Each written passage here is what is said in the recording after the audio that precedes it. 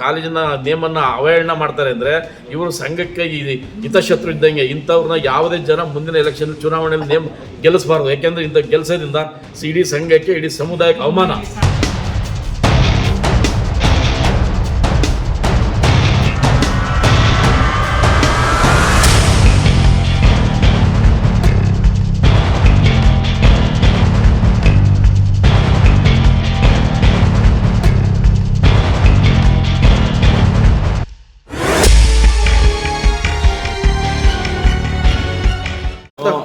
ನಿರ್ದೇಶಕರಾದಂಥವ್ರು first ಒಂದು ಜವಾಬ್ದಾರಿನ ಅರ್ಥಕೋಬೇಕು. ಸಂಘದ ನಿರ್ದೇಶಕನಾದ ಮೇಲೆ ಸಂಘದ ಫೋರಮ್ನಲ್ಲಿ ಅವನ ಸಮಸ್ಯೆಗಳಿರ್ತವೆ, ಸಂಘದ ಬಗ್ಗೆ ಏನಾದ್ರು ಇದ್ರೂ ಮಾತಾಡಬೇಕು. ಅದನ್ನು ಬೀದಿಯಲ್ಲಿ ನಿಂತು ಮಾತಾಡೋದಕ್ಕೆ ಹೋದರೆ ಸಂಘದ ಬೈಲಾ ನಿಯಮದ ಪ್ರಕಾರ ಅವ್ರನ್ನ ಉಚ್ಚಾಟನೆ ಮಾಡಬೇಕಾಗ್ತದೆ ಪ್ರಾಥಮಿಕ ಸದಸ್ಯರಿಂದ. ಆ ಅರಿವಿದ್ರೂ ಸಹ ಇನ್ನು 6 ತಿಂಗಳಿದೆ.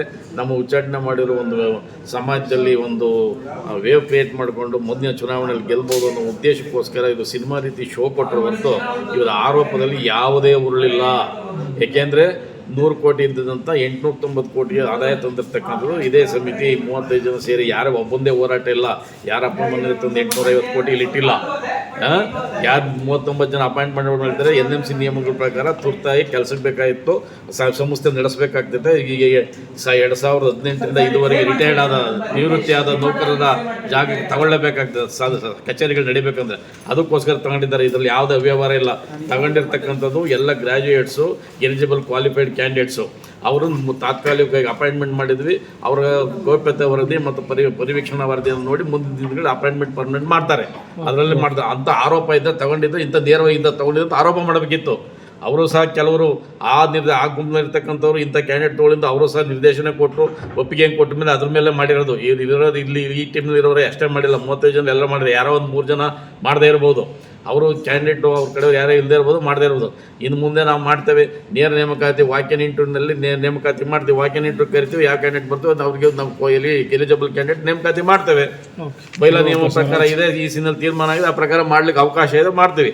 ಅದು ಬಿಟ್ಬಿಟ್ಟು ಸಂಘದ EC ನಿಯಮದ ಬೈಲಾದಲ್ಲಿ EC ಕಮಿಟಿಲಿ ಮಾತಾಡೋದು ಬಿಟ್ಬಿಟ್ಟು ರೋಡಲ್ಲಿ ಮಾತಾಡಿ ಪ್ರಚಾರ ಸಭೆಗಳು ನಡೆಸೋದಲ್ಲ. ಸಂಘದ ಗೌರವನ ಯಾಕೆ ಪ್ರಚಾರ ಸಭೆಗಳು ಮಾಡ್ತಕ್ಕಂಥದ್ದು ಎಲೆಕ್ಷನಲ್ಲಿ ಮಾಡಲಿ.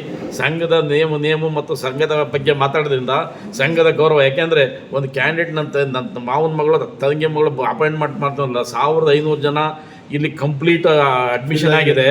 ಅಡ್ಮಿಷನ್ ಆಗಿರೋದ್ರ ಇವ್ರ ತಂಗಿ ಮಾತ್ರ ಇದೊಂದು ಕಾಲೇಜ್ ಚೆನ್ನಾಗಿಲ್ಲ. 1500 ಜನಕ್ಕೂ ಚೆನ್ನಾಗಿತ್ತು ಕಾಲೇಜು. ಇವರೇ ನಮ್ಮ ಸಂಘದ ಒಬ್ಬ ನಿರ್ದೇಶಕರೇ ಸಂಘದ ನೇಮನ್ನು ಮತ್ತು ನಮ್ಮ ಕಾಲೇಜಿನ ನೇಮನ್ನು ಅವಹೇಳನ ಮಾಡ್ತಾರೆ ಅಂದರೆ ಇವರು ಸಂಘಕ್ಕೆ ಹಿತಶತ್ರು ಇದ್ದಂಗೆ. ಇಂಥವ್ರನ್ನ ಯಾವುದೇ ಜನ ಮುಂದಿನ ಎಲೆಕ್ಷನ್ ಚುನಾವಣೆಯಲ್ಲಿ ನೇಮ್ ಗೆಲ್ಲಿಸಬಾರ್ದು. ಯಾಕೆಂದರೆ ಇಂಥ ಗೆಲ್ಲಿಸೋದ್ರಿಂದ ಇಡೀ ಸಂಘಕ್ಕೆ, ಇಡೀ ಸಮುದಾಯಕ್ಕೆ ಅವಮಾನ.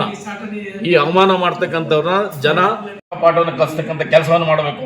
ಯಾರೇ ಒಬ್ಬ ನಿರ್ದೇಶನಕ್ಕೆ ಬಂದರೆ ಸಂಘದ ಅಭಿವೃದ್ಧಿಗೆ ದುಡಿಬೇಕು, ಸಂಘದ ಏಳಿಗೆಗೆ ದುಡಿಬೇಕು, ಇಡೀ ಸಮುದಾಯದ ಏಳಿಗೆಗೆ ದುಡಿಬೇಕು ಹೊರತು ತಮ್ಮ ಪ್ರಚಾರ ಸಿನಿಮಾ ಸ್ಟೇಟ್ ಪ್ರಚಾರಕ್ಕೆಲ್ಲ ಇದು ಮಾಡ್ತಕ್ಕಂಥ ಕೆಲಸ. ಅದನ್ನು ದಯವಿಟ್ಟು ಯಾರೇ ನಿರ್ದೇಶಕರು ಕೈ ಬಿಡಬೇಕು.